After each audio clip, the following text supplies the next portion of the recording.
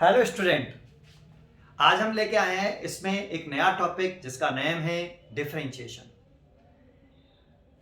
Differentiation mathematics का एक topic होता है जो क्लास 12th में हम पढ़ते हैं।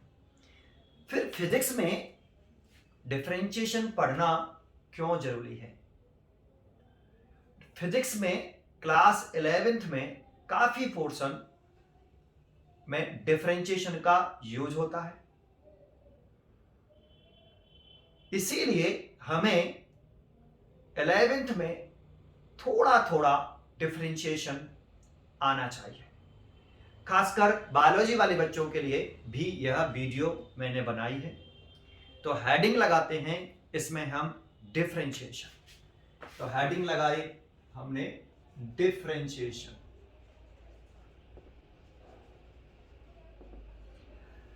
इसे मैथमेटिक्स में कैलकुलस में आता है, इसीलिए उसे हम डिफरेंशियल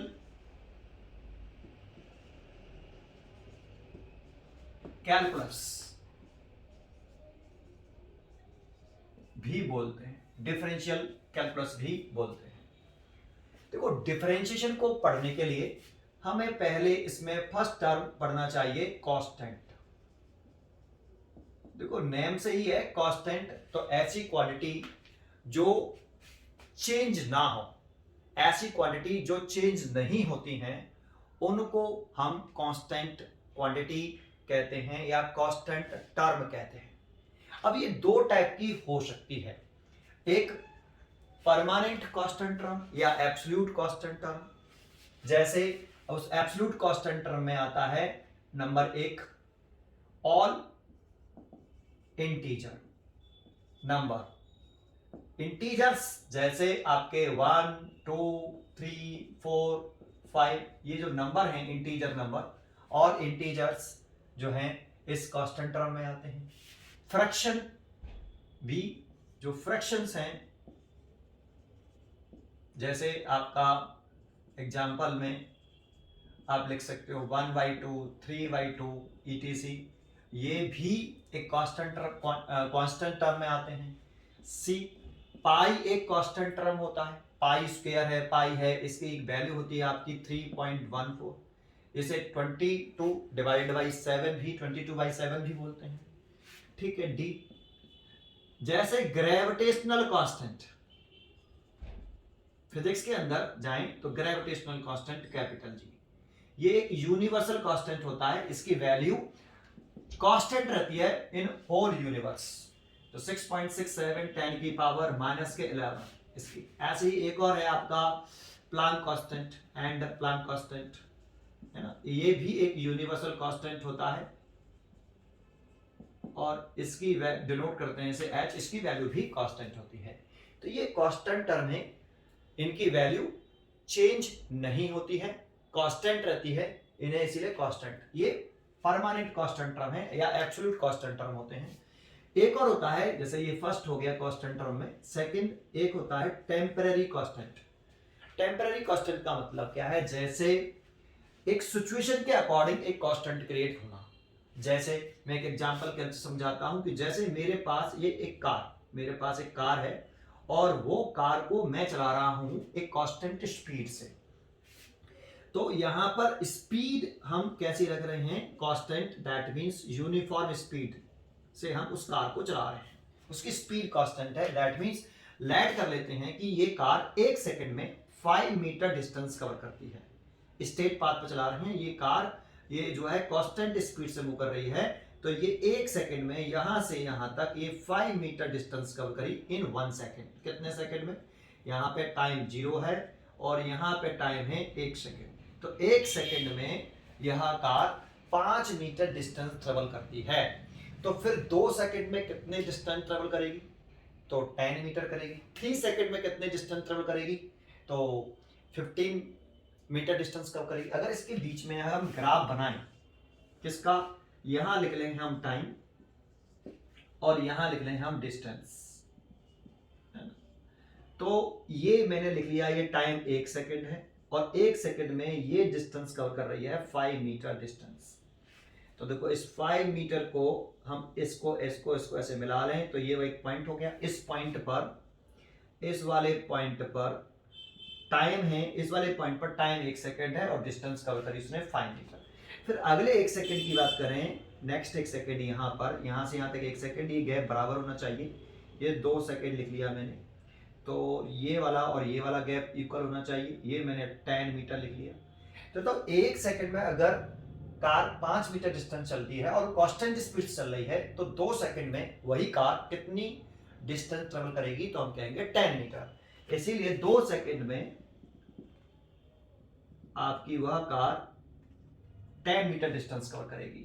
अगले 1 सेकंड अगर हम 3 सेकंड में कहें तो 3 सेकंड में वह कितनी डिस्टेंस कवर कर चुकी होगी, अगर वो कांस्टेंट स्पीड से चल रही है तब की बात कर रहे हैं, 15 मीटर। तो इसको ऐसे मिला लें तो एक ग्राफ आया हमारा, एक स्ट्रेट लाइन ऐसे, और इस स्ट्रेट लाइन पर इस वाले पॉइंट पर स्पीड निकाल लो, इस वाले पॉइंट पर स्पीड निकाल लो, या इस पॉइंट पर स्पीड निकाल लो।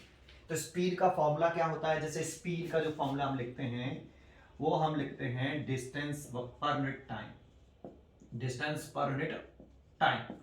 तो देखो अगर हम 1 सेकंड में एट 1 सेकंड पर अगर हम देखें तो 1 सेकंड पर कितनी उसने स्पीड थी गाड़ी की, आपकी कार की, तो 1 सेकंड पर डिस्टेंस कितनी कवर करी, 5, और टाइम लगा 1, तो 5 मीटर पर सेकंड की स्पीड से गाड़ी दौड़ रही थी। अगर हम यही एट 2 सेकंड पर करें तो 2 सेकंड पर अगर हम स्पीड निकालते हैं तो वो कितनी डिस्टेंस कवर कर रही है 2 सेकंड पर, ये एट पॉइंट ए कह सकते हो, यहाँ ऐसे लिख देते हैं एट पॉइंट ए, है ना, और ए लिख देते हैं एट पॉइंट बी पॉइंट पर, है ना, पोजीशन पर। अगर हम स्पीड निकालें तो ये आपका 10 और डिवाइडेड बाई कितना 2, तो ये भी कितना आया 5 मीटर पर सेकेंड। तो स्पीड कैसी है, कांस्टेंट है। अगर स्पीड कांस्टेंट होगी, जरा सोचो, तो स्पीड अगर कांस्टेंट है तो डिस्टेंस पर यूनिट टाइम, तो यहां इसको इधर ले आए तो यहां distance is equal to constant into time आएगा, है ना। और डिस्टेंस में और टाइम में कैसा रिलेशन बन जाएगा, डायरेक्ट रिलेशन, मतलब टाइम पर डिस्टेंस डिपेंड करने लगेगा। देखो यहाँ टाइम चेंज हो रहा है कि नहीं, तो टाइम कंटिन्यूअसली चेंज हो रहा है, 1 सेकंड, फिर 2 सेकंड, फिर 3 सेकंड। तो यहाँ टाइम एक वेरिएबल क्वांटिटीज है। डिस्टेंस भी कंटिन्यूअसली चेंज हो रही है, फिर 5 मीटर, फिर 10 मीटर, टाइम के साथ फिर 15 मीटर, बीच में भी डिस्टेंसेस होंगी, वो कवर हो रही है। तो टाइम चेंज करने से यहाँ डिस्टेंस चेंज हो रही है, तो इसीलिए टाइम और डिस्टेंस यहाँ एक वेरिएबल क्वांटिटी है। बट इस सिचुएशन में स्पीड कैसी क्वांटिटी है, कांस्टेंट क्वांटिटीज है। तो यहाँ एक स्पीड एक इस सिचुएशन के अकॉर्डिंग एक कांस्टेंट टर्म है। लेकिन अगर यही कार अगर वेरिएबल स्पीड से चलती, वेरिएबल स्पीड का मतलब कभी स्पीड बढ़ गई, अब किसी एरिया में आपका भीड़ ज्यादा है तो वहां स्पीड कम करनी पड़ती है, फिर हम स्पीड बढ़ा लेते हैं, तो हम स्पीड को कांस्टेंट नहीं रख रहे, चेंज कर रहे हैं, तो वहां आपका टाइम भी चेंज होगा। अगर स्पीड वेरिएबल है तो वहां पर टाइम भी चेंज होगा, डिस्टेंस भी चेंज होगी और स्पीड भी चेंज होगी, तो तीनों क्वांटिटी वेरिएबल हो जाएंगी। लेकिन वहां पर भी एक क्वांटिटी अगर आप देखो तो वो कांस्टेंट है। वो कौन सी, उस कार का मास, उस कार का मास कांस्टेंट अभी भी है। तो यहाँ कुछ क्वांटिटी जो होती हैं वो कांस्टेंट है। बच्चे कहते सर मास तो हमेशा कांस्टेंट रहेगा, ऐसा जरूरी नहीं है। कैसे, एक ट्रक ले लें, उस ट्रक में बहुत सारी रेत बालू भरी हुई है और वो बालू धीरे धीरे लीक कर रही है ना, वो बालू धीरे धीरे लीक कर रही है, तो और वो ट्रक कांस्टेंट स्पीड चल रहा है मान लो, है ना। तो कांस्टेंट अगर स्पीड चलेगा तो वहां क्वांटिटी कांस्टेंट कौन सी है, स्पीड। लेकिन वहां पे मास वेरिएबल होगा, क्योंकि वो बालू अगर धीरे धीरे उसमें से फैलेगी, लीक करेगी, तो बालू का गिरने की वजह से उस ट्रक का जो मास है वो डिक्रीज होता जाएगा। और स्पीड कांस्टेंट मान रहे हैं तो डिस्टेंस चेंज होगा और टाइम चेंज होगा। तो इसीलिए सिचुएशन के अकॉर्डिंग ये टेम्परेरी कांस्टेंट क्यों कह रहे हैं, उसका मतलब समझ में आया होगा। सिचुएशन के अकॉर्डिंग वो क्वांटिटी चेंज हो सकती है। चलो आगे बढ़ते हैं। तो कांस्टेंट टर्म आपको समझ में आए होंगे कि कांस्टेंट क्या होते हैं। अगला टॉपिक हम शुरू करते हैं इसमें। अगला टॉपिक है हमारा वेरिएबल। अगर हम वेरिएबल की बात करें कि वेरिएबल क्वांटिटीज किसे कहते हैं, तो जैसे यहाँ इस सिचुएशन में टाइम और डिस्टेंस वेरिएबल है। इस सिचुएशन की जो बताया यहाँ टाइम और डिस्टेंस दोनों वेरिएबल है। अगर कोई कार कांस्टेंट स्पीड से चल रही होगी तो टाइम के चेंज होने से डिस्टेंस भी चेंज होगी।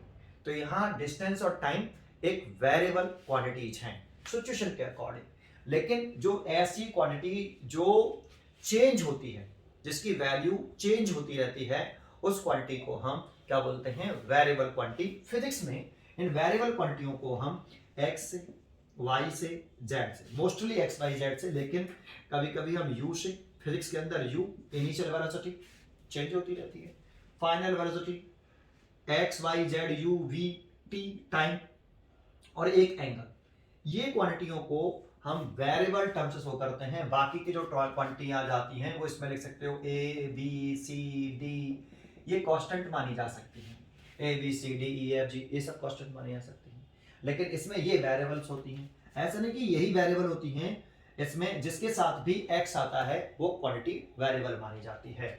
जैसे साइन x, ये फंक्शन हो गया साइन x, साइन एक फंक्शन है, अभी फंक्शन के बारे में बताएंगे। साइन x, तो x आ गया, तो x जब वेरिएबल है तो ये पूरा टर्म वेरिएबल होगा। x अगर एंगल होता है एक तरह का, अगर x को तुम वेरिएबल कर दोगे, x एक वेरिएबल क्वांटिटी है, तो साइन थीटा, तो पूरा अगर टर्म देखें तो वो भी एक वेरिएबल टर्म हो जाएगा। एक्सपोनेंशियल फंक्शन के टर्म में आ सकता है ex, x वेरिएबल चेंज करेंगे तो ex चेंज होगा।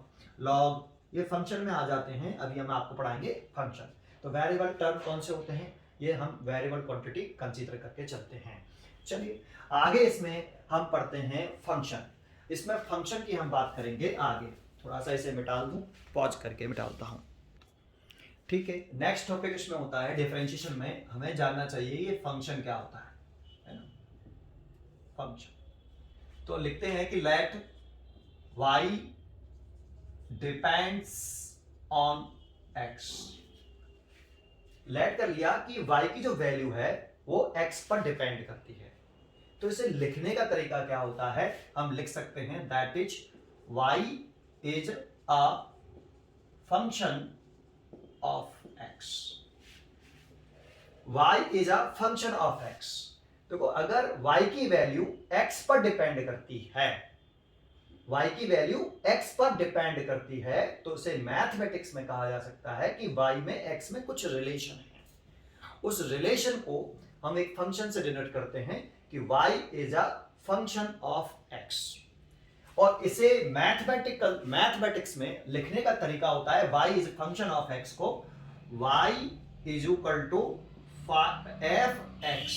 एफ मतलब y फंक्शन है, सॉरी y फंक्शन है x का, y फंक्शन है, f और फंक्शन है x का।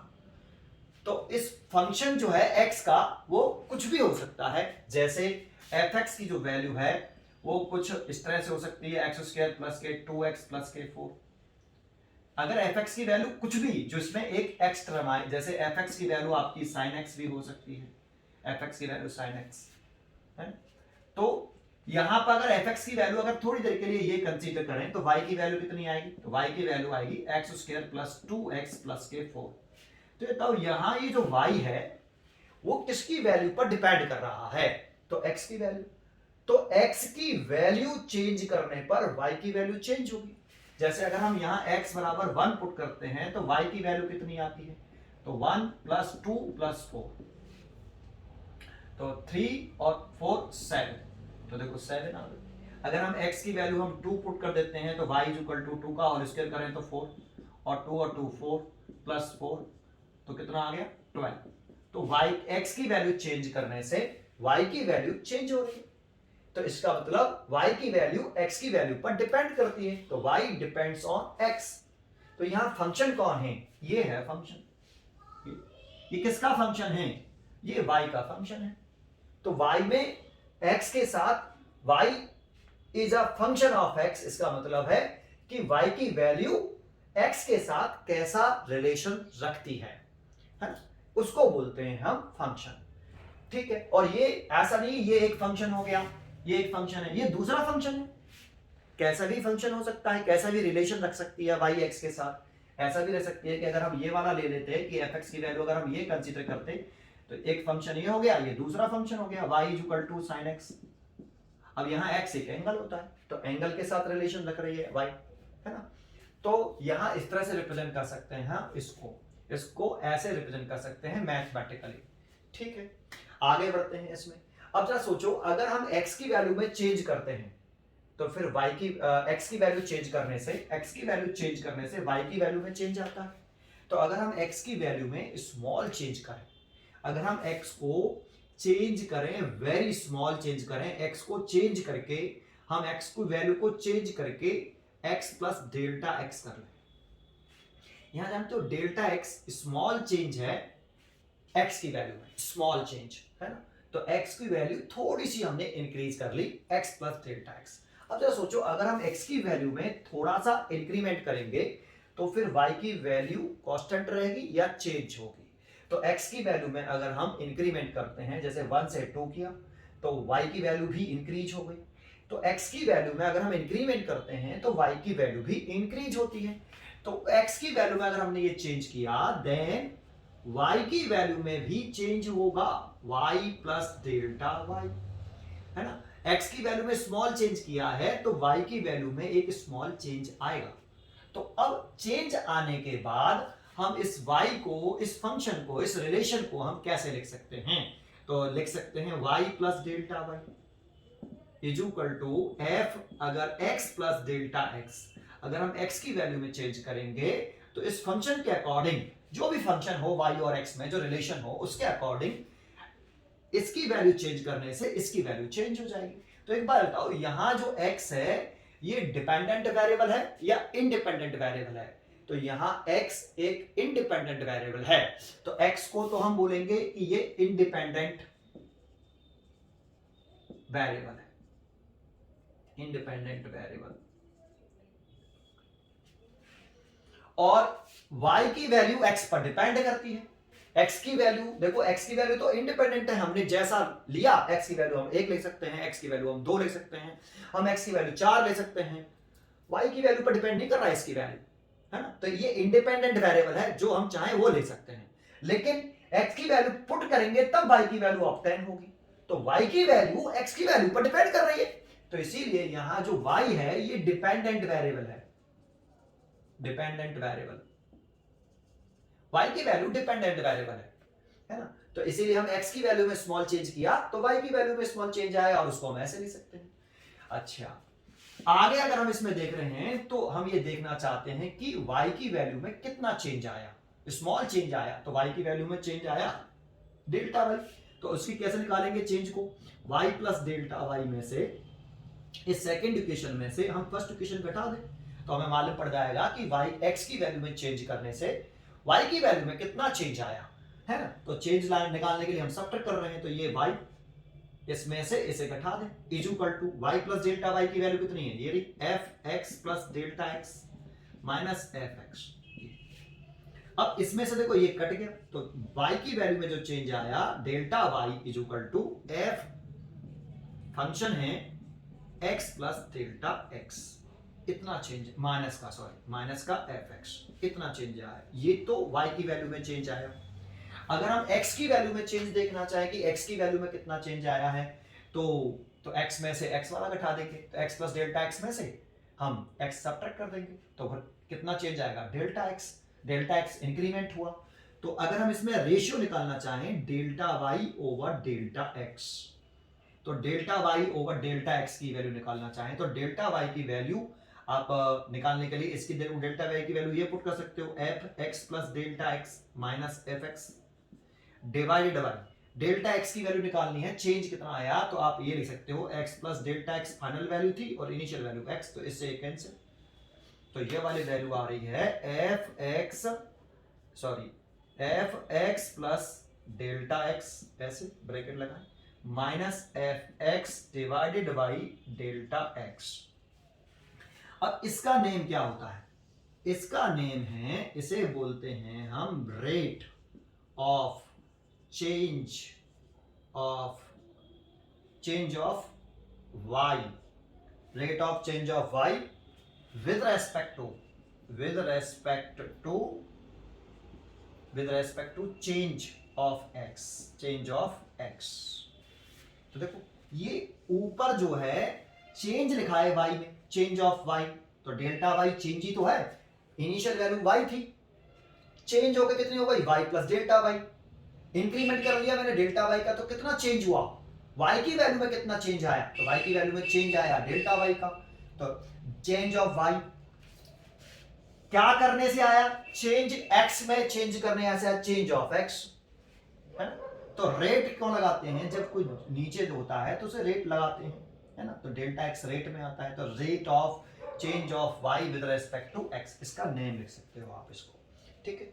अच्छा, आगे अगर इसमें देखें कि इसमें आगे वाला टॉपिक देखते हैं, तो इसमें आगे देखना चाहते हैं तो जरा ध्यान दीजिए। अगर हम यहां पर जो डेल्टा एक्स था वो स्मॉल चेंज किया था, लेकिन अगर हम इस स्मॉल चेंज को और घटाते जाएं और किधर की तरफ घटाते जाएं, कब तक घटाते जाएं, जब तक इसकी वैल्यू नियरली जीरो के बराबर ना हो जाए।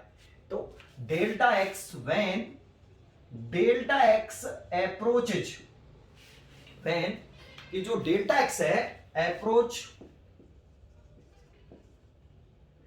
जीरो, अगर डेल्टा एक्स अप्रोच जीरो हो जाए, मतलब डेल्टा एक्स की जो वैल्यू है, हमने एक्स की वैल्यू बढ़ाई, एक्स प्लस डेल्टा एक्स, तो ये डेल्टा एक्स क्या है, यहां पे स्मॉल चेंज है।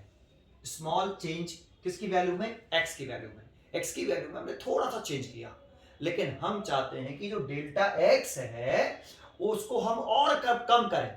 चेंज तो रखें, एक्स की वैल्यू में चेंज हो, लेकिन और कम करते जाएं, और लगभग कितना कर दें, जीरो के आसपास ले आए। तो वो डेल्टा एक्स फिर कैसा हो जाएगा, बहुत बहुत बहुत छोटा हो जाएगा। तो उस वाली कंडीशन को लिखने का मैथमेटिक्स में तरीका होता है, limit delta x tends to zero को, delta x tends to zero है, limit delta x tends to zero, या ऐसे लिखो डेल्टा एक्स टेंस टू जब जीरो हो जाए तो इसको फिर रिप्रेजेंट करते हैं हम dx से। कैसे, dx से। जब डेल्टा एक्स लगभग जीरो के आसपास हो, डेल्टा एक्स की वैल्यू अग्रसर हो जीरो की तरफ, तो इसे फिर लिख देते हैं हम, सिंबल बनाते हैं मैथमेटिक्स में dx, ठीक है। जब बहुत छोटी वैल्यू हो तब, तो दैट इज वाई हम इसमें अगर हम इस डेल्टा वाई डेल्टा एक्स को अगर हम ऐसे लिख दें कि लिमिट डेल्टा एक्स अगर बहुत छोटा होगा, जब देखो डेल्टा एक्स की वैल्यू में अगर चेंज तुम छोटा सा करोगे, तो जैसे y इज इक्वल टू था एक्स स्क्वायर प्लस के 2x प्लस के 4, अगर x की वैल्यू में ही चेंज आप कैसा कर रहे हो, जीरो के आसपास कर रहे हो, तो सीधी सी बात है y की वैल्यू में भी चेंज वेरी वेरी स्मॉल ही आएगा, बहुत छोटा आएगा। तो उसको भी हम फिर डेल्टा y ना लिख के उसे भी हम dy लिखना चाहिए। भाई x की वैल्यू में अगर तुम चेंज वेरी स्मॉल कर रहे हो, वेरी वेरी स्मॉल चेंज कर रहे हो, तो उसे रिप्रेजेंट करते हैं डेल dx से। तो ऐसे अगर चेंज x की वैल्यू में अगर बहुत छोटा चेंज आएगा, तो y की वैल्यू तो भाई x पर डिपेंडेंट होती है, तो y की वैल्यू भी बहुत छोटी आएगी, तो उसे फिर हम dy लिख सकते हैं। तो limit delta X tends to zero होगा, तो फिर आपका जो डेल्टा y डेल्टा x है, इस अगर डेल्टा एक्स यहां बहुत छोटा है तो डेल्टा वाई अपने आप ही छोटा हो जाएगा, तो फिर उसे रिप्रेजेंट करने का तरीका बन जाएगा dy over dx, dy over dx। अब यहां इसमें डिफरेंस क्या है, जब उस पॉइंट को थोड़ा सा कंसंट्रेट करते हैं। जानते हो ये इसकी एवरेज वैल्यू है, ये इसकी कैसी वैल्यू है, एवरेज है। तो आप इसमें एक वर्ड लगा सकते हो आगे, average rate, average rate of change of y with respect to change of x। आप इसे ऐसे लिख सकते हो, है ना, एवरेज वैल्यू है ये इसकी। लेकिन अगर हम इसको ऐसे कर देते हैं, तो ये एक पर्टिकुलर पॉइंट पर, ये एक पर्टिकुलर पॉइंट पर उसकी वैल्यू होगी, और उसे हम बोलेंगे इंस्टैंटेनियस वैल्यू। तो इसमें इसका नेम जो हो जाएगा, इस dy ओवर dx को अगर हम बोले अब, तो अब इसको हम बोलेंगे इंस्टैंटेनियस रेट, इंस्टैंटेनियस रेट, है ना, instantaneous rate of function y, function y या चेंज भी लिख सकते हो, change of y with respect two variable x। यहां x भी तो वेरिएबल है, जब x वेरी किया तभी तो y का वैल्यू में चेंज आया, तो ये इंस्टैंटेनियस वैल्यू है, ठीक है। तो इसको हम इंस्टैंटेनियस बोलते हैं, और इसी को बोलते हैं हम derivative of variable y with respect to x defined as the instantaneous rate of change of with respect to x और इसे डिनोट करते हैं dy/dx। ये सिंबल होता है डिफरेंशियल कैलकुलस का, ठीक है। यही डेफिनेशन है dy/dx का मतलब क्या है, ठीक है। इसमें अब डेफिनेशन बना सकते हो, तो इतना समझ में आया। अभी थोड़ा सा इसे ग्राफिकली भी समझाऊंगा कि इसका मतलब क्या है, ठीक है। इतना सुनो, फिर देखते हैं आगे, ठीक है। अब इसको ग्राफिकली समझाते हैं कि डिफरेंशिएशन का मतलब क्या होता है, और ठीक है। तो देखो ग्राफिकली अगर कहें तो लेट कर लेते हैं हम कि let the function y is equal to fx be represented, let the function y is equal to fx be represented graphically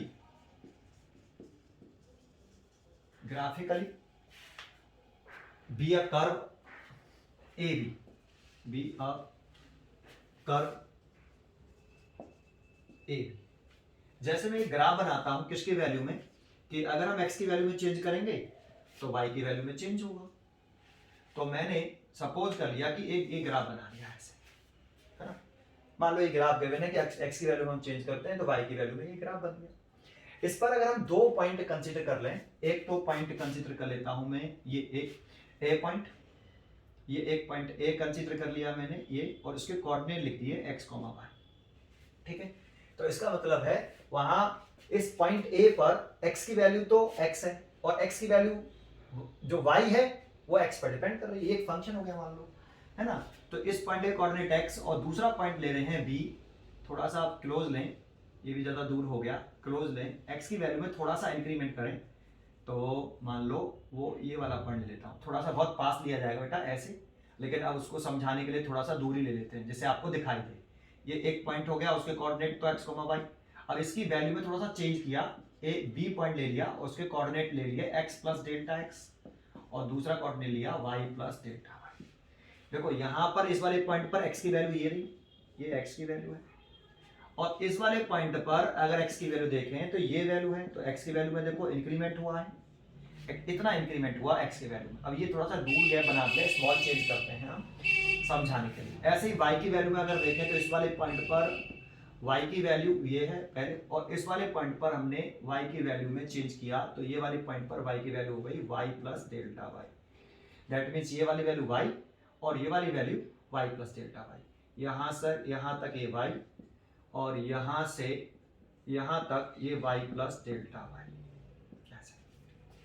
है ना। अब इन दोनों पॉइंटों को अगर हम मिला लें तो इसे एक कॉर्ड बोल सकते हैं हम, कॉर्ड, ये कॉर्ड ऐसे, और इसको अगर हम पीछे की तरफ मिलाते हैं ऐसे, तो ये जो कॉर्ड है आपका, जो दो पॉइंट ए और बी से पास हो रहा है, ये एक्स एक्सिस के साथ एंटी क्लॉकवाइज जो एंगल बना रहा है ऊपर की तरफ, ये पॉजिटिव एंगल लेते हैं, और इस एंगल के टेंजेंट को हम इस स्ट्रेट लाइन कह सकते हैं, एक स्ट्रेट लाइन बन गई, और इस स्ट्रेट लाइन का इस या इस कॉर्ड का स्लोप बोल सकते हैं, ठीक है। तो अगर हम स्लोप निकालें कॉर्ड ए बी का, slope of chord A B, तो जिसे हम लिखते हैं tan थीटा से। स्लोप थोड़ा सा पढ़ा हो कि कोई भी स्ट्रेट लाइन है वो एक्स एक्सिस के साथ एंटी क्लॉकवाइज जो एंगल को बनाती है, दैट मींस पॉजिटिव एंगल बनाती है, उसके टेंजेंट को स्लोप बोलते हैं उस स्ट्रेट लाइन का। तो slope of chord A B tan theta. अब tan theta is equal to, अगर इस ट्रायंगल में निकालें, देखो अगर ये थीटा है, tan थीटा है, तो आप यहां से एक ऐसे बनाएं, तो ये एंगल, और आप देखो इसको थोड़ा सा उठा दूं, आप मेरे को बता सकते हो ये वाला एंगल और ये वाला एंगल कौन सा एंगल है, तो मैं कहूंगा कि ये एंगल ऑल्टरनेट एंगल है, और ये वर्टिकली अपोजिट एंगल है, और ये करस्पॉन्डिंग एंगल है, करस्पॉन्डिंग एंगल। तो ये थीटा है, तो ऑब्वियसली क्या कर दिया, ये मिटाना नहीं है, ये वाला एंगल भी थीटा होगा, ठीक है, ठीक है। अगर इस ट्रायंगल में देखें, इस पॉइंट को हमने ए कहा है, इस पॉइंट ए और बी पॉइंट की अगर हम बात करें तो इस ट्रायंगल ए, यहां पे एम डाल लेते हैं, triangle A O A B M, इसमें अगर देखते हैं हम ट्रायंगल ए बी एम में, तो इसमें tan थीटा जो आएगा उसकी जो वैल्यू आएगी परपेंडिकुलर डिवाइड बाई बेस। तो परपेंडिकुलर ए बी और बेस ए एम, तो A B divide by A M. अगर हम ए बी की वैल्यू देखें, परपेंडिकुलर बी एम हो गया, ए बी कहां से हो गया, कितना हो गया बी एम, और बेस हो गया ए एम। अगर हम बी एम की वैल्यू देख रहे हैं तो देखो ये y प्लस डेल्टा वाई और ये वाली y, तो हम यहां लिख सकते हैं कि ये y प्लस डेल्टा वाई में से अगर इतनी वैल्यू में से इतना घटा दें तो ये वाली वैल्यू कितनी आएगी, ये वाली वैल्यू जो होगी वो डेल्टा वाई होगी, और ये वाली वैल्यू कितनी होगी, तो इस वैल्यू में से इसको सब्ट्रैक्ट कर दें तो ये डेल्टा एक्स होगा। तो इसीलिए बी एम की वैल्यू आई डेल्टा वाई और इसकी वैल्यू आई डेल्टा एक्स। तो यहाँ ये इस कॉर्ड ए बी के एक स्लोप को रिप्रेजेंट कर रहा है आपका delta Y over delta X, जिसका नाम था average rate of change of Y with respect to change of X, है ना। अभी इसका नेम पढ़ा था हमने, वो स्लोप के बराबर है। तो slope of chord A B is equal to average rate, इसका नाम average rate of change of y with respect to change of x, ये स्लोप को रिप्रेजेंट कर रहा है। लेकिन अगर हम इस b वाले पॉइंट को इस a के क्लोज लेके आए, तो b को अगर हम a के क्लोज लेके आएंगे तो x की वैल्यू डिक्रीज होगी, और x की वैल्यू अगर डिक्रीज होगी तो यहां y की जो वैल्यू है वो x पर डिपेंडेंट है, तो x की वैल्यू डिक्रीज होने से y की वैल्यू भी कंटिन्यूअसली डिक्रीज होगी। तो हम यहां लिखते हैं एक पॉइंट एज पॉइंट कौन सा वाला Q या point B, as point B approach किसके, पॉइंट A के। तो उस वाली कंडीशन में क्या हुआ, जब ये B पॉइंट इस A के क्लोज आएगा तो डेल्टा एक्स बोथ, पहले डेल्टा एक्स घटेगा और डेल्टा एक्स की वैल्यू, एक्स की वैल्यू चेंज होगी, सॉरी एक्स की वैल्यू चेंज डिक्रीज होगी, तो एक्स पर वाई की वैल्यू डिपेंड करती है, तो एक्स की वैल्यू डिक्रीज होने से वाई की वैल्यू भी डिक्रीज होगी। तो as point B approach point A both delta X and delta Y decreases continuously,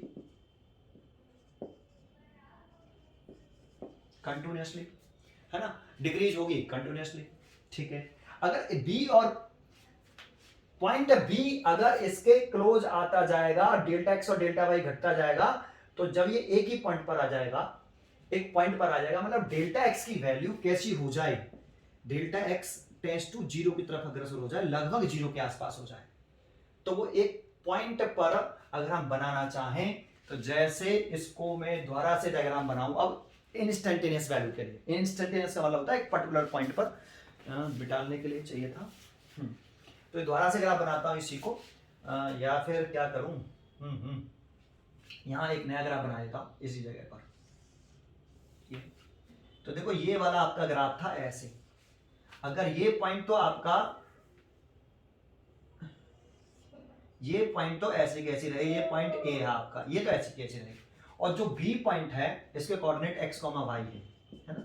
अगर हम बी पॉइंट को इसके पास लाते जाएं तो जो आपका डेल्टा x है वो टेंड्स टू जीरो के पास हो, मतलब डेल्टा x तो यही था, अगर इसको छोटा करना है तो b को आपको a के पास लाना होगा, तो इसके a पॉइंट पर जब एक ही पॉइंट पर आ जाएगा तो डेल्टा x लगभग जीरो के बराबर आ जाए, मतलब वेरी क्लोज हो, तो एक पॉइंट होगा, और वहां पर अगर उस पॉइंट पर अगर हम टेंजेंट को ड्रॉ करेंगे, एक पॉइंट पर, एक सिंगल पॉइंट पर, देखो ये सिंगल पॉइंट पर टेंजेंट ड्रॉ कर रहे हैं, पहले ये दो पॉइंट से पास हो रहा है, इस कर्व के दो पॉइंट से ये टेंजेंट जो हमने ड्रॉ किया है वो 2 पॉइंट से पास हो रहा है, इसीलिए इसमें इन दोनों पॉइंटों की एवरेज वैल्यू निकलेगी tan थीटा से।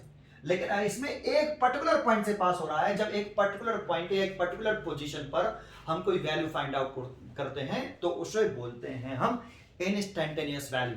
तो इंस्टेंटेनियस वैल्यू के लिए अब हमें यहां पे ये स्लोप चेंज हो गया होगा, ये स्लोप चेंज हो गया, मान लो ये स्लोप अल्फा हो गया, तो इस वाली कंडीशन में इस वाले पॉइंट के और इसके दो छोटे से पॉइंट ले लें, जैसे 2 पॉइंट लेने पड़ेंगे, एक पॉइंट नहीं होगा, डेल्टा एक्स लगभग जीरो है, एग्जैक्टली जीरो नहीं है, तो इसकी 2 वैल्यू होगी, एक तो ये हो गया और एक इसके जस्ट वेरी क्लोज पॉइंट होगा, तो एक पॉइंट ये गया यहां पे, तो इसकी वैल्यू x है, एक दूसरा पॉइंट ये गया यहां पर, इसकी वैल्यू है इस वाले पॉइंट पर ये वेरी क्लोज होगा, बहुत ही क्लोज होगा बेटा, है ना। तो इसीलिए एक सिंगल पॉइंट उसे ट्रीट कर सकते हैं, उन दोनों पॉइंटों को treat as a single point consider कर सकते हैं, लेकिन उसके दूसरे पॉइंट के कोऑर्डिनेट होंगे x प्लस डेल्टा एक्स और y प्लस डेल्टा वाई। तो यहाँ एक छोटा सा ट्राइंगल बनेगा, ये सब बहुत ही छोटा सा ऐसे, और ये जो है ये वाली value x plus delta x होगी, पता नहीं उसमें आ रही है कि नहीं, कट गया थोड़ा सा, कोई नहीं, समझ में तो आ ही जाएगा। ये वाली वैल्यू थोड़ा सा मैं उसको ऊपर कर देता हूँ ऐसे, है ना, और ये स्लोप हो गया आपका अल्फा, और ये वाली वैल्यू x, तो ये वाली value x plus delta x, तो ये वाली जो वैल्यू है, ये वाली जो वैल्यू है वो डेल्टा एक्स होगी, और ये वाली वैल्यू डेल्टा वाई होगी, है ना। तो उस वाली कंडीशन में ये एक इंस्टेंटेनियस पॉइंट पर स्लोप निकालेंगे, किसी एक पर्टिकुलर पॉइंट पर निकालेंगे, तो उसमें स्लोप निकालते हैं। अब पॉइंट P का, तो स्लोप ऑफ स्ट्रेट लाइन निकालें, तो टेन थीटा अब कितना आएगा, तो delta Y over delta X आएगा। लेकिन इस सिचुएशन में delta x tends to zero मान रहे हैं, तो इसको लिखने का तरीका होगा limit delta x tends to zero, और अभी मैंने पीछे बताया था आपको कि limit delta x tends to zero हो तो डेल्टा वाई को लिखते हैं डी वाई और डेल्टा एक्स को लिखते हैं डी एक्स, और जो कि एक स्लोप के बराबर आ रहा है, और ये एक पर्टिकुलर पॉइंट का है, इसीलिए इसका नाम जो है एक पर्टिकुलर पोजीशन का है, तो इसीलिए इसका नाम जो होगा इंस्टेंटेनियस होगा, इंस्टेंटेनियस रेट बोलेंगे इसे, instantaneous rate of function y with respect to variable x।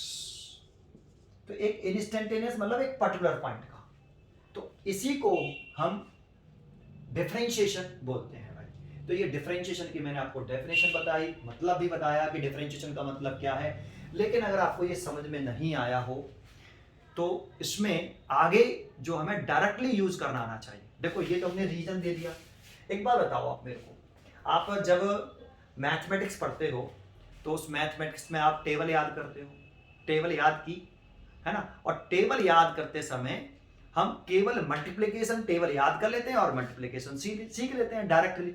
कभी उस मल्टीप्लिकेशन में उस टेबल का क्या यूज था हम कभी जानने की कोशिश नहीं करते कि टेबल का मतलब क्या था, ठीक है।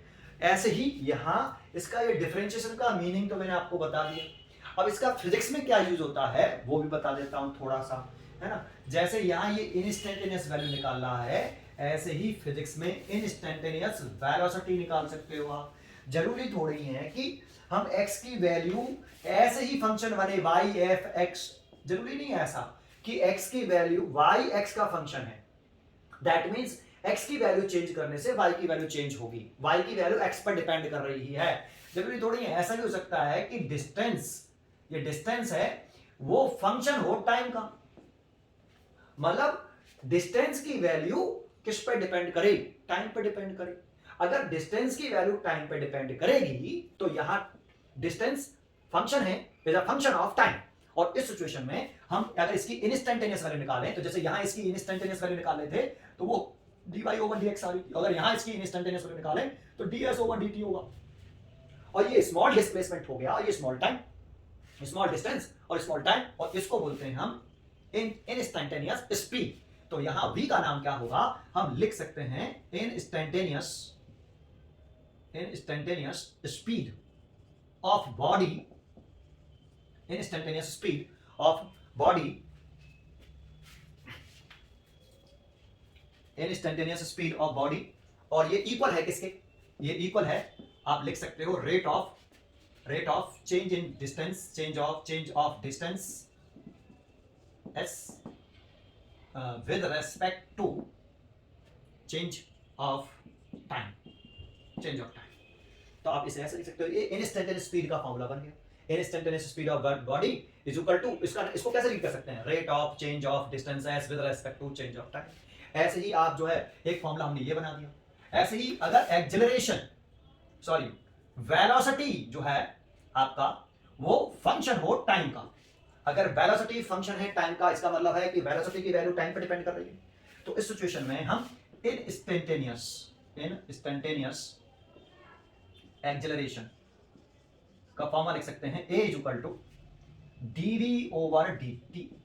देखो y बराबर fx था तो dy ओवर dx लिखा, एस बराबर एफ टी है तो D S over D T, V बराबर एफ टी है तो D V over D T, और ये D V over D T क्या होता है, इंस्टेंटेनियस एक्सेलरेशन, और इसे हम रेट रीड कर सकते हैं rate of change of velocity, change of velocity with respect to time लिख दो या चेंज ऑफ टाइम लिख दो, चेंज ऑफ टाइम। ये फिजिक्स में इस तरह से इसका यूज होता है, स्लोप के बराबर होता है, ये ध्यान रखने वाला पॉइंट है। ठीक है, अब मैंने आपको पूरी जानकारी दी, अब इससे रिलेटेड कुछ रूल्स है ना, ये हम पढ़ते हैं, वो रूल्स क्या होते हैं। ठीक है, आगे देखते हैं इसमें। अब देखो इसका डायरेक्ट हमें यूज करना आना चाहिए बेटा, ये तो अपनी जानकारी ले ली। अब इसका डिफरेंशिएशन, हम किसी कोई क्वांटिटी दे दे, उसका डिफरेंशिएशन करना कैसे करते हैं वो इंपॉर्टेंट होता है ना। आपको अगर ये जानकारी जो मैंने दी ये समझ में आती है तो ठीक, और नहीं भी आती तो आपको मेन इंपॉर्टेंट होता है डायरेक्टली करना आना। ठीक है, तो देखो उसके लिए मैं आपको बता रहा हूँ, जैसे y is equal to F X एक फंक्शन है, तो ये फंक्शन जो है वो कितने टाइप का हो सकता है। जैसे एक हो सकता है पावर फंक्शन, है ना, पावर फंक्शन जैसे x की पावर n वाला, है ना। दूसरा हो सकता है आपका एक्सपोनेंशियल फंक्शन या ट्रिग्नोमेट्रिक फंक्शन, जैसे sine theta, cos theta, sine x, cos x, इस तरह से। और ये फंक्शन जो हो सकता है ये लॉगरिथम फंक्शन भी हो सकता है, लॉगरिथमिक फंक्शन हो सकता है, जैसे लॉग करके, है ना। और तीसरा आपकी बात कर रहे हैं, ये ई के बेस पे चलता है, लॉग ई एक्स, है ना। नेचुरल लॉगरिथम होता है, एक दो होते हैं कॉमन टेन के बेस पर, और एक होता है नेचुरल, तो नेचुरल फंक्शन पढ़ते हैं। तीसरा है आपका एक्सपोनेंशियल फंक्शन, एक्सपोनेंशियल फंक्शन जैसे ई की पावर एक्स, है ना। ये इस तरह के कई फंक्शन हो सकते हैं। तो इसके लिए हम क्या कर रहे हैं, कुछ फॉर्मूले याद करने पड़ेंगे आपको, कुछ फॉर्मूले याद करने पड़ेंगे, जैसे some formula of differential calculus, ये आपको लर्न करने पड़ेंगे, है ना। साथ में मैं आपको फॉर्मूला भी बताता जाऊंगा एंड आपको एग्जाम्पल भी कि डिफरेंशिएशन कैसे करते हैं। जैसे हम पहला फॉर्मूला पढ़ रहे हैं first, D over d x, है ना। जैसे आपको y की वैल्यू एक कांस्टेंट टर्म दे दी गई कि एक y एक कांस्टेंट है। अभी हमने शुरुआत जब करी तो कांस्टेंट से करी, तो अगर इसका डिफरेंशिएशन करते हैं हम, differentiation with respect to x करते हैं, तो इसे differentiation with respect to x लिख रहे हैं तो डी ओवर डी एक्स। इसको रीड करते हैं differentiation with respect to x, किसका कर रहे हैं, y का, तो y is equal to d over d x, दोनों तरफ लगा लो कांस्टेंट। तो इसका फॉर्मूला होता है कि कांस्टेंट टर्म का डिफरेंशिएशन 0 होता है, तो हम यहाँ पे लिखेंगे कि d y over d x, इस कांस्टेंट टर्म की जो वैल्यू होती है इसका डिफरेंशिएशन करें कांस्टेंट टर्म का तो वो 0 होता है, तो d y over d x 0। अगर कोई कांस्टेंट है तो उसकी वैल्यू 0 होती है। जरा इसको अभी भी मैंने थोड़ी देर बताया, ऐसे अगर हम फिजिक्स में चले जाएं तो फिजिक्स में जैसे अगर मैं आपसे पूछूं कि एक क्वांटिटी है, मान लो ये टाइम है और ये डिस्टेंस है x, है ना। तो यहाँ ये डिस्टेंस कैसी क्वांटिटी है, टाइम के साथ चेंज हो रही है, तो डिस्टेंस कैसी है आपकी, तो इस वाले टाइम पर कुछ टाइम है 1 सेकंड, इस पर भी कोई टाइम है 2 सेकंड, लेकिन डिस्टेंस कैसी है, कांस्टेंट है 2 मीटर, यहाँ मैंने लिख लिया 2 मीटर। तो देखो इस वाले पॉइंट और इस वाले पॉइंट पर जब टाइम 1 सेकंड था तब भी डिस्टेंस 2 मीटर थी, जब टाइम 2 सेकंड हो गया तब भी डिस्टेंस कितनी है, 2 मीटर। तो यहाँ x एक कांस्टेंट टर्म है ना। और हम किसके रेस्पेक्ट में ये बता रहे हैं, टाइम के रेस्पेक्ट में बता रहे हैं। जैसे यहाँ हम डिफरेंशिएशन कर रहे हैं रेस्पेक्ट टू x, तो यहाँ हमें लिखना चाहिए कि अगर हम d ओवर dt करें, d ओवर dt किसका करें, x का, तो t के रेस्पेक्ट में क्यों किया सर, क्योंकि यहाँ टाइम के रेस्पेक्ट में ही तो x कांस्टेंट है, इसीलिए t के रेस्पेक्ट में डिफरेंशिएशन करेंगे, है ना। t के रेस्पेक्ट में अगर x कांस्टेंट टर्म है तो उस सिचुएशन में हम ये x कैसा टर्म है, यहाँ x एक कांस्टेंट टर्म है ना। ये डिस्टेंस है, डिस्टेंस को मान लेता हूं मैं, कुछ और मान लेता हूं, s मान लेता हूं, x नहीं कहता s, तो इससे मैं लिखूंगा यहाँ s। तो s एक कैसा टर्म है, कांस्टेंट। अगर एक s कांस्टेंट टर्म हो तो ये डिफरेंशिएशन में इसकी वैल्यू 0 होती है। सर क्यों होती है, तो देखो अगर इसका हम स्लोप की बात करें, इस ग्राफ का अगर हम स्लोप बनाएं तो इसका जो स्लोप बनाएंगे तो टेंजेंट ड्रॉ करें इसके किसी एक पॉइंट पर, एक इंस्टेंट पॉइंट पर एक टेंजेंट ड्रॉ करें, तो टेंजेंट ड्रॉ कर दिया, और टेंजेंट ड्रॉ किया तो यहाँ थीटा कितना आया, 0 डिग्री।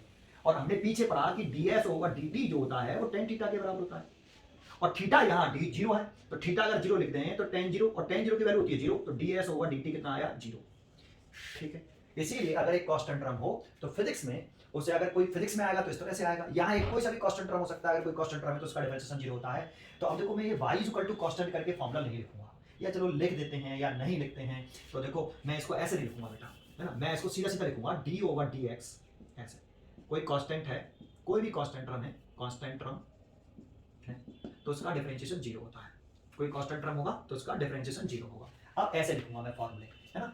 ठीक है, डायरेक्ट समझ में आएगा आपको? तो ठीक है, आगे बढ़ते हैं। अब इसका एक एग्जांपल दे देते हैं। जैसे आप इसमें एग्जांपल लिख सकते हो d ओवर डी एक्स 5, तो 5 एक नंबर है, तो इसका डिफरेंशिएशन कितना होगा? Constant term. 5 एक नंबर जितने भी होते हैं वो इंटीजर नंबर है, कांस्टेंट टर्म है, तो 0। डायरेक्ट ये फॉर्मूला है, डायरेक्टली याद करो कि 0 होता है, फटाफट याद होना चाहिए। एक हो गया, जैसे एक एग्जांपल।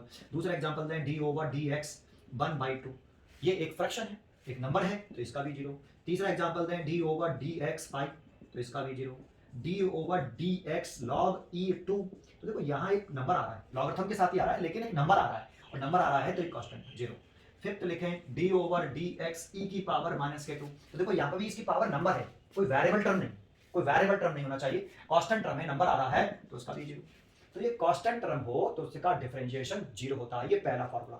दूसरे फॉर्मूले की तरफ चलते हैं हम। सेकंड फॉर्मूला बता रहा हूं आपको कि d ओवर डी एक्स अगर कोई कांस्टेंट टर्म है ना, कांस्टेंट, और उसका मल्टीप्लाइड हो रहा है या डिवाइड हो रहा है, मल्टीप्लाइड और डिवाइड की बात कर रहा हूं, एडिशन सब्ट्रैक्शन की बात नहीं कर रहा।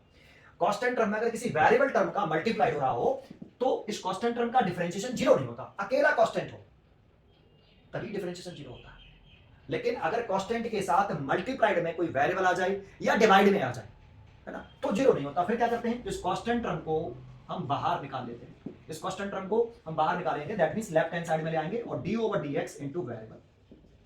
पहले ऐसे लिखेंगे, अगर ये डिवीजन में होता है जैसे d ओवर dx, कांस्टेंट ऊपर भी हो सकता है और नीचे भी हो सकता है, जैसे नीचे वेरिएबल है, ऊपर भी वेरिएबल हो सकता है और नीचे कांस्टेंट हो सकता है, तो कांस्टेंट बाहर आ जाएगा आपका, और d over dx 1 by variable, ऐसे है ना, 1 बाई वेरिएबल। अगर वेरिएबल ऊपर कांस्टेंट नीचे, तो कांस्टेंट नीचे डिवाइड में आ जाता और वेरिएबल ऊपर रहता। ठीक है, मतलब बाहर निकाल लेंगे। एक फॉर्मूला एक तरह से ये बना रहा हूं, ये दूसरा फॉर्मूला है। तीसरा फॉर्मूले की बात करें, अगर कोई d ओवर dx, दो फंक्शन है, वेरिएबल ही है, एक 1x है और उनके बीच में प्लस और माइनस है, दोनों टर्म वेरिएबल है, और एक प्लस है और एक माइनस है, प्लस हो सकता है माइनस हो सकता है, मल्टीप्लाइड और डिवाइड नहीं है। तो फिर क्या करेंगे, तो इसका इसके अंदर मल्टीप्लाई कर लेंगे, d over dx f1x plus minus d over dx f2x, ऐसे। ये अगला तीसरा फॉर्मूला हो गया, ये जनरल फॉर्मूले हैं, मतलब बता दिया। ठीक है, अब इसका मतलब क्या है, क्वेश्चन कैसे आता है, उसके लिए हमें थर्ड फॉर्मूला पढ़ना पड़ेगा, फोर्थ फॉर्मूला पढ़ना पड़ेगा।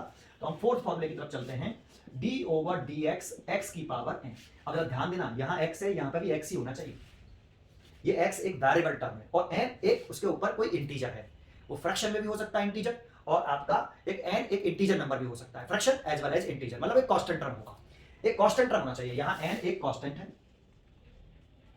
n एक constant, integer as well as fraction, कैसा है ना, फ्रैक्शंस, और यहाँ x एक वेरिएबल है, x एक वेरिएबल टर्म है, तो देखो यहाँ x है तो यहाँ पे भी x ही होना चाहिए, तब फॉर्मूला क्या होता है इसका, है ना। तो देखो इस पावर, जो भी पावर है, याद करने का तरीका, जो भी पावर है उसे सामने लिख लीजिए, फिर इस पूरे को सेम टू सेम कॉपी करिए, इस पूरे को सेम टू सेम कॉपी करिए और एक पावर इसमें से कम कर दीजिए, तो ये इसका फॉर्मूला है, ऐसे।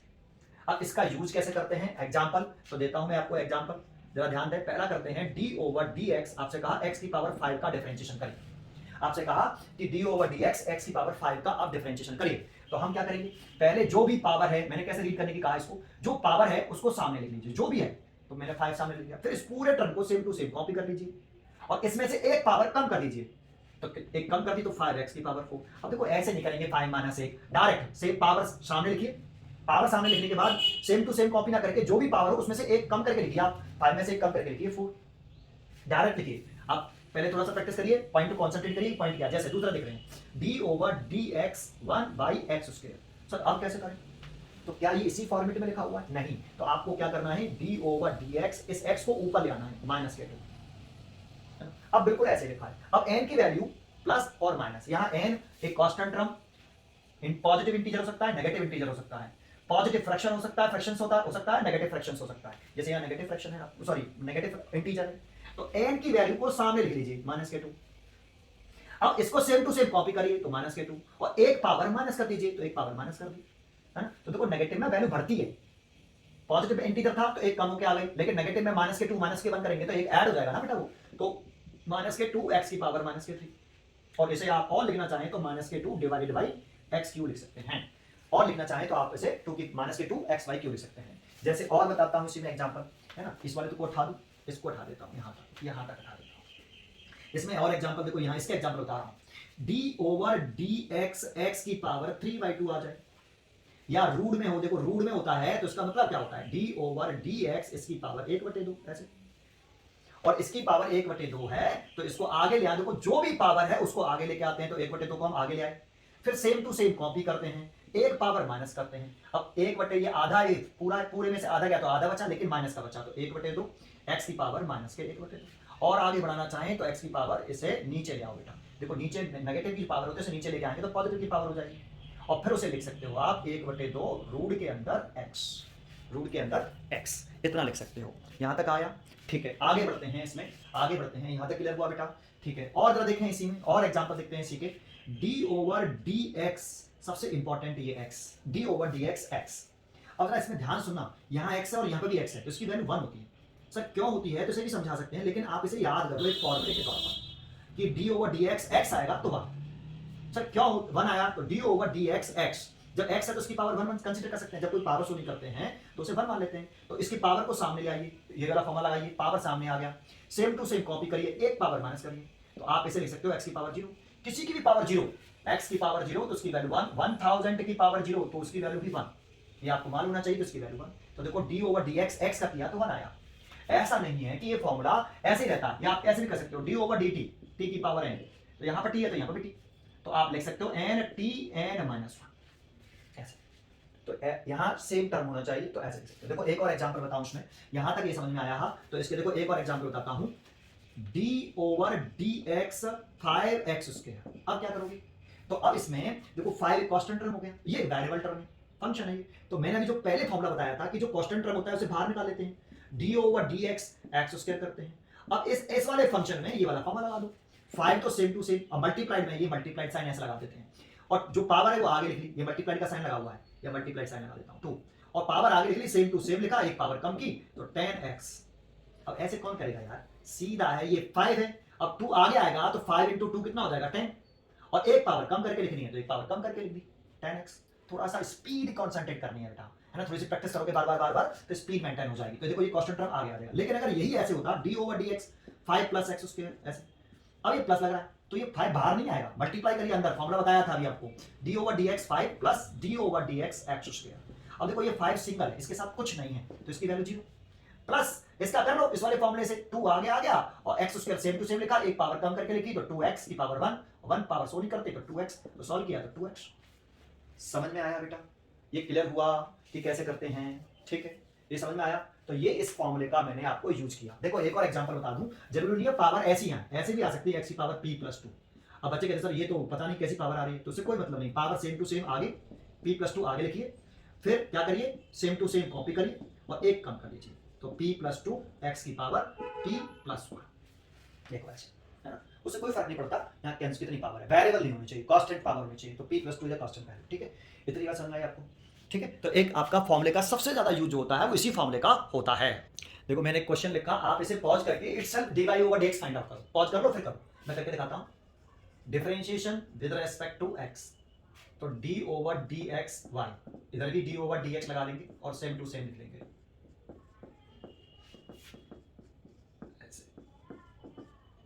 अब इस पूरे का अंदर मल्टीप्लाई करेंगे, आप चाहो तो मल्टीप्लाई कर लो या डायरेक्ट कर दो, है ना, चलो भी मैं मल्टीप्लाई करके दिखाता हूं, और साथ में एक कंसेप्ट लगाते जाऊंगा, देखो 4 कांस्टेंट है तो 4 बाहर निकाल लूंगा, अंदर मल्टीप्लाई कर रहा हूं 4 बाहर भी निकाल रहा हूं, वो स्टेप मैंने कंप्लीट कर दिया, यहां पे स्टेप बढ़ जाएगा बेटा, 3 बाहर निकाल लेंगे,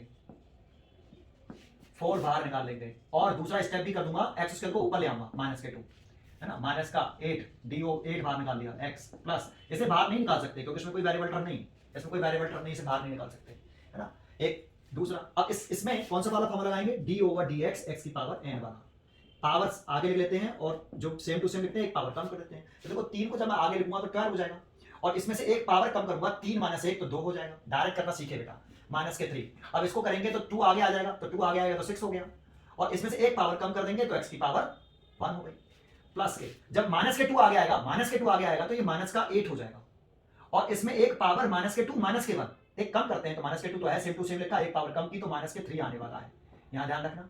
और ये तो डायरेक्ट मैंने अभी बताया इसकी वैल्यू 1 होती है, d ओवर dx, अगर x है तो 1 लिख देंगे, और ये कांस्टेंट टर्म है तो इसका डिफरेंशिएशन 0 हो जाएगा, है ना। तो ये सॉल्व कर लो, 12x² हो गया, 6x - 8 डिवाइड बाई x³ लिख सकते हो नीचे, लेकिन प्लस का ये -8, ये इसका डिफरेंशिएशन हो गया, समझ में आया, ठीक है। चलिए और आगे नया पॉइंट सीखते हैं। इसमें नया पॉइंट सिखाने से पहले एक चीज और बता दूं, जैसे y इज इक्वल टू अगर ये हो 3t स्क्वायर, है ना, ये है, और लेकिन फाइंड आउट करने की कह रहा है कि dy ओवर dx निकालो, ये। लेकिन यहां पे ये देखो ये t का फंक्शन है और ये y का, और x में चेंज तो कर नहीं रहे भाई, x y का फंक्शन, y x का फंक्शन नहीं है, y t का फंक्शन है। अगर y t का फंक्शन है तो हम इसे लिखेंगे dy ओवर dt, ऐसे। अगर y x का फंक्शन है तो हम इसे लिखेंगे dy ओवर dx, ऐसे। यहाँ y एक t का फंक्शन है, y की वैल्यू t पे डिपेंड कर रही है, लेकिन फाइंड आउट करवा रहा है, तो हमें क्या करना चाहिए, डिफरेंशिएशन करना चाहिए विद रेस्पेक्ट टू t, है ना, विद रेस्पेक्ट टू सॉरी क्या x, क्योंकि हमसे पूछ रहा ये है। जब पूछे ये तो फिर हम ये करते हैं, फिर क्या करते हैं, dy over dx is equal to d over dx 3t square. क्या अब इसमें फॉर्मूला हम ये लगा सकते हैं, कौन सा वाला, कि d ओवर dx x की power n n x n minus 1, ये लगा सकते हैं? तो नहीं लगा सकते। ये फॉर्मूला तो करेक्ट है लेकिन इसमें नहीं लगा सकते।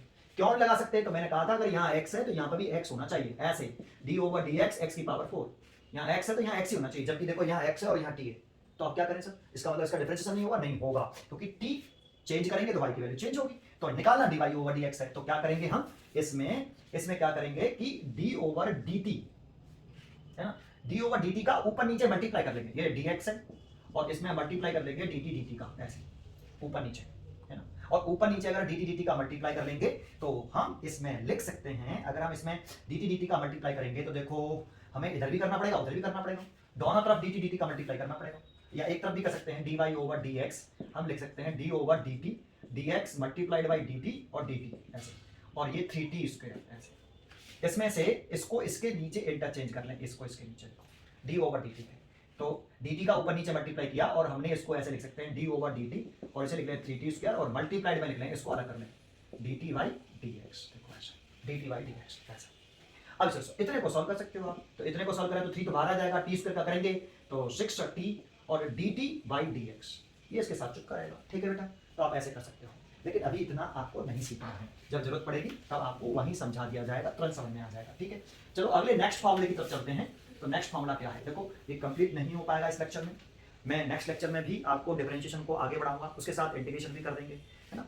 तो चलो दूसरा फॉर्मूला देखते हैं बेटा, सेकंड फॉर्मूला, है ना, सेकंड में जो भी फॉर्मूला नंबर हो आपका, ये d over dx f1x multiplied by f2x, दो वेरिएबल टर्म है उनका मल्टीप्लाइड हो रहा है, दो वेरिएबल टर्म है उनका आपस में अगर हम मल्टीप्लाइड कर रहे हैं तो इसका फॉर्मूला क्या होगा, तो इसे फर्स्ट टर्म बोलते हैं, इसको सेकंड टर्म बोलते हैं, बीच में मल्टीप्लाइड साइन है, एडिशन नहीं है, सब्ट्रैक्शन नहीं है और डिवीजन भी नहीं है, डिवीजन के लिए नहीं है, केवल मल्टीप्लाइड साइन के लिए बन रहा है, दो वेरिएबल टर्म का मल्टीप्लाई हो रहा हो जाओ, तो इसे फर्स्ट टर्म मान लो, इसे सेकंड टर्म मान लो, तो लिखते कैसे हैं, first term same to same, read कैसे करते हैं, first term same to same, that means इसका डिफरेंशिएशन नहीं किया है, ऐसे कैसे उतार लेंगे।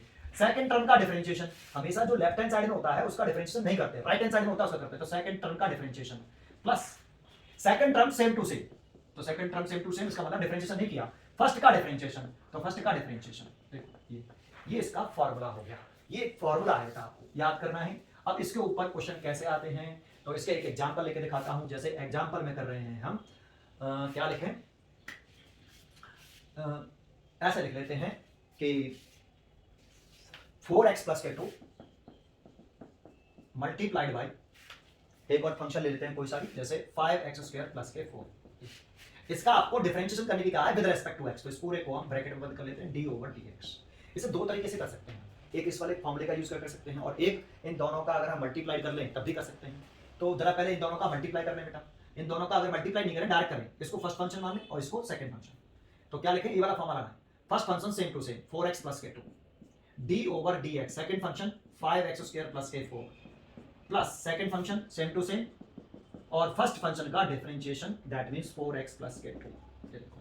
अब इसका तो कुछ नहीं करना, ये तो ऐसे कैसे चलेगा, 4x प्लस के 2 तो ऐसे चला, इसका डिफरेंशिएशन करना है तो डायरेक्ट करो, देखो अगर आप इसको ऐसे करते तो अलग कर लेते 5x स्क्वायर प्लस के 4, फिर आप अंदर मल्टीप्लाई करते क्योंकि बीच में प्लस लगा है, तो d5 बाहर निकालते d over dx x square plus d over dx 4, अब इसका करते तो 5 और x स्क्वायर का करते तो 2 पावर आगे आती तो 10, है ना, 2 पावर आगे तो 10 और एक कम करके लिखेंगे तो 10x प्लस इसका 0, तो अब डायरेक्ट करिए बेटा, डायरेक्ट x स्क्वायर का करिए, x स्क्वायर का करेंगे तो 2 आगे आएगा 10 और एक पावर कम करके तो x, और 4 एक कांस्टेंट टर्म है उसका डिफरेंशिएशन 0 प्लस ये सेम टू सेम लिखो 5x स्क्वायर प्लस के 4, थोड़ी सी प्रैक्टिस करो फॉर्मूले की, 4x तो 4 आगे आ जाएगा, x का करेंगे तो 1 होता है और 2 एक कांस्टेंट टर्म उसका डिफरेंशिएशन 0, इसको आगे बढ़ाएं 10x का मल्टीप्लाई करें, देखो डिफरेंशिएशन खत्म हो गया, डिफरेंशिएशन खत्म हो गया, तो जैसे ही डिफरेंस को लेते हैं डिफरेंशिएशन का सिंबल गायब हो गया। अब कैलकुलेशन कर लो, थोड़ा सा सीक्वेंस को देख लो, तो इसका सम मल्टीप्लाई, तो 40x², इसका इसमें 20x प्लस इसका इसमें कर लो 20x² प्लस 16, और आगे लिखना चाहो तो 40 और 20 16x² प्लस 20x प्लस 16। देखो ये आंसर हो, ठीक। तो इसका इस फॉर्मूले का यूज समझ में आया। इसका फॉर्मूले का यूज करने के लिए आपको कुछ फॉर्मूले में डायरेक्ट लिख रहा हूं ट्रिग्नोमेट्रिक फंक्शन के, वो आपको लर्न करने होते हैं, ठीक है। तो मैं उसे लिख देता हूं, वो तब तक आप फॉर्मूले लिख देता हूं। देखो मैंने कुछ फॉर्मूले लिख दिए हैं, डायरेक्ट आपको ये लर्न करने हैं बेटा। d/dx sin x का cos x होता है, d/dx cos x का डिफरेंशिएशन करेंगे तो माइनस के sin x होता है, d/dx tan x का करेंगे तो sec² x। जब tan x की जगह cot x उसके cot x का करते हैं ना, तो देखो ये sec² x है, माइनस आता है cosec² x हो जाता है, एक जैसा है, थोड़ा सा मैच कर रहा है, थोड़ा सा माइनस आएगा एक, और tan x का sec² x और cot x का माइनस के cosec² x। अच्छा sec x का लिख रहे हैं तो sec x का sec x into tan x, जब cosec x का याद करोगे तो थोड़ा सा मैच करता है, माइनस साइन आता है, sec x का है तो sec x tan x है, cosec x का है तो माइनस आएगा, cosec x आएगा, और मल्टीप्लाइड में tan की जगह पे cot x। e की पावर x का e की पावर x होता है, log x का 1/x होता है। ये इंपॉर्टेंट है, ये सारे फॉर्मूले इंपॉर्टेंट हैं जो फिजिक्स में यूज होते हैं। फिजिक्स अभी मैथमेटिक्स में इसमें 2 या 3 फॉर्मूले और होते हैं, वो हम नहीं लिख रहे, ये आपको ये फॉर्मूले याद होने चाहिए। देखो अभी मैंने आपको मल्टीप्लिकेशन का फॉर्मूला पढ़ाया था, उसके ऊपर एक और एग्जांपल देते हैं, जैसे x की power 5 multiplied by sin x, है ना। अब इसका डिफरेंशिएशन करिए विद रिस्पेक्ट टू x, तो देखो ये फर्स्ट टर्म मान लो, ये सेकंड टर्म मान लो, क्योंकि ये दोनों वेरिएबल टर्म हो गए, sin x है बेटा ये, ठीक है। अब इसका सॉल्व करें तो first term same to same लिखते हैं, अभी फॉर्मूला लिखा था उसी को पीछे जाके देख लेना, x की power 5 same first term same to same, second का differentiation x sin x plus second same to same और फर्स्ट का डिफरेंशिएशन x की पावर 5। अब देखो इसका तो कुछ करते नहीं है तो सेम, अब d/dx sin x, इसका फॉर्मूला हमारा होना चाहिए, आपको लर्न होना चाहिए, d/dx sin x cos x। Sir ये कहां से आया? तो एक फर्स्ट प्रिंसिपल होता है बेटा मैथमेटिक्स में, है ना। अभी जो हमने पढ़े थे ना dy/dx करके fx plus delta x minus fx divided by delta x और limit x delta x tends to 0, यहां से सॉल्व करके हम, ये फर्स्ट प्रिंसिपल होता है, इस फर्स्ट प्रिंसिपल से हम इसकी वैल्यू निकालते हैं sin x की, है ना। ये अब हमारे सिलेबस में नहीं है, फिजिक्स में नहीं है, मैथमेटिक्स में होता है फर्स्ट प्रिंसिपल, उसमें हमें नहीं जाना है बेटा, ठीक है।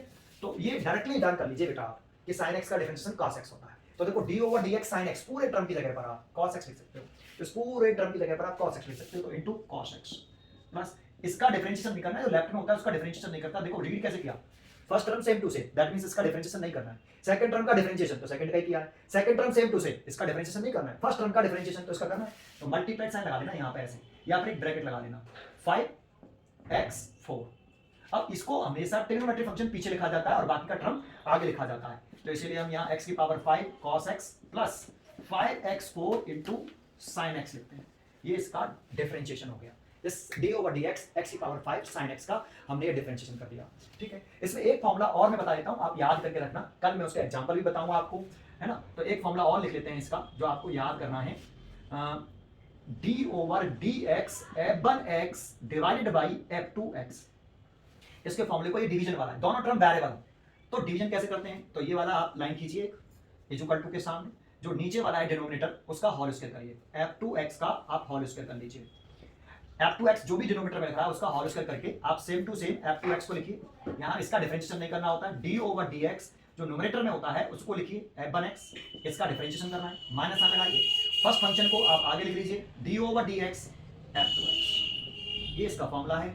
इस फॉर्मूले के ऊपर न्यूमेरिकल कैसे आते हैं, और चेन डिफरेंशिएशन मतलब डबल डिफरेंशिएशन, ट्रिपल डिफरेंशिएशन, वो हम कल सिखाएंगे डिफरेंशिएशन में, आगे वाली वीडियो में, नेक्स्ट वीडियो में, और इंटीग्रेशन करना भी आपको सिखाएंगे। आज के लिए इतना ही, थैंक यू।